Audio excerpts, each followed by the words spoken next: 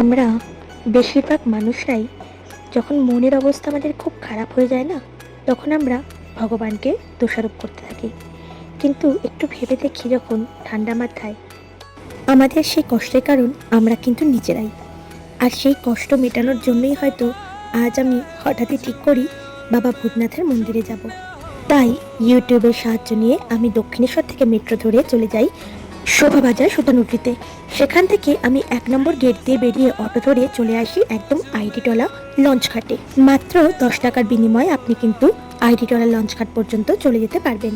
আর তা না হলে, যেটা আমি ভুল করেছিলাম, অর্থাৎ আইডিটলা পর্যন্ত আমি অটো ধরেছিলাম, আর আইডিটলায় নেমে আমি সোজা রাস্তা ধরে চলে গিয়েছিলাম লঞ্চ ঘাটে। আর এই হচ্ছে আইডিটলা লঞ্চ ঘাট, যেটা পার করে বাঁ দিকের রাস্তা ধরলেই কিন্তু আপনি চলে যাবেন সোজা বাবা ভূতনাথের মন্দিরে। আর এই চলার পথের পাশেই রয়েছে চক্ররেলের লাইন। আর ফেরার সময় শোভাবাজার মেট্রো স্টেশনে যাওয়ার জন্য কিন্তু এই লঞ্চঘাট থেকেই অটো ছাড়ে। আর এই রাস্তা দিয়ে যখন আমি হেঁটে যাচ্ছিলাম, কত লোক যে কাতারে কাতারে বাবা ভূতনাথের মন্দিরে যাচ্ছে তা যেন দৃষ্টি কাটছিল। আর আমার যেতে যেতে বেশ বিকেল হয়ে গিয়েছিল। আর দেখুন, এই হচ্ছে ভূতনাথ বাবার এই গঙ্গার ঘাট। আর আমি যখন পৌঁছেছিলাম তখন সূর্য প্রায় পশ্চিম দিকে অস্ত চলে যাচ্ছিল। এই দেখুন, কত সুন্দর সূর্যাস্ত দেখা যাচ্ছে। যদিও আমি পেপারে গিয়েছিলাম, তবুও দর্শনার্থীদের ঢল কিন্তু কোনো অংশেই কম ছিল না। আর সোমবার দিন নাকি প্রচণ্ড ভিড় হয়। আর এই দেখুন, বাবার মন্দিরের ঠিক সামনে সারি সারি ডালার দোকান রয়েছে। আর এখানে ডালা প্রায় 30-40 টাকার মতো দাম নেয়।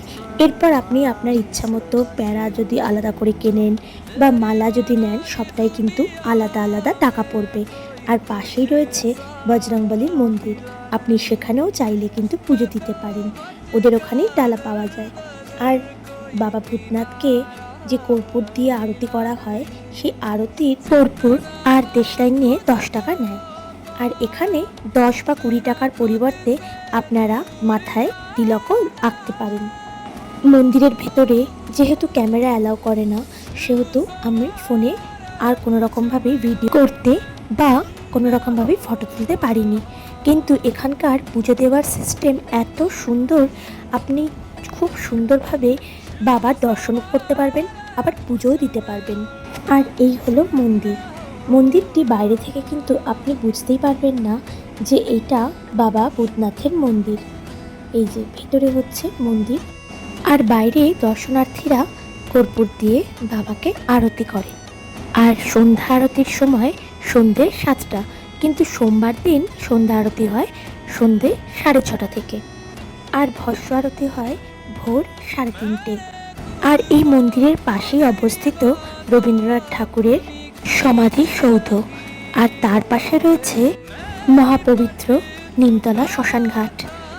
যে উদ্দেশ্য নিয়ে বাবার মন্দিরে ছুটে গিয়েছিলাম, সেই উদ্দেশ্য যেন আমার আজ ষোলকলায় সম্পূর্ণরূপে পূর্ণ হলো।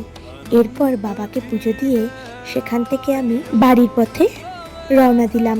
তবে রওনা দেওয়ার আগে আমি ওখানে একটি বহু পুরনো দোকান আছে, সেখান থেকে চা খেলাম। আর তার পাশেই বিক্রি হচ্ছিল লিট্টি চোখা। আর এই লিট্টি চোখার দোকানটিও কিন্তু প্রায় চায়ের দোকানটায় সমসাময়িক। এখানে কিন্তু কেসার চা ভীষণ বিখ্যাত, 30 টাকা দাম তার। অবশ্যই কিন্তু এখানে এলে টেস্ট করো। আজ তাহলে এখানে শেষ করলাম বন্ধুরা। যদি ব্লগটি ভালো লেগে থাকে প্লিজ লাইক আর সাবস্ক্রাইব করে দেবেন। টাটা বন্ধুরা।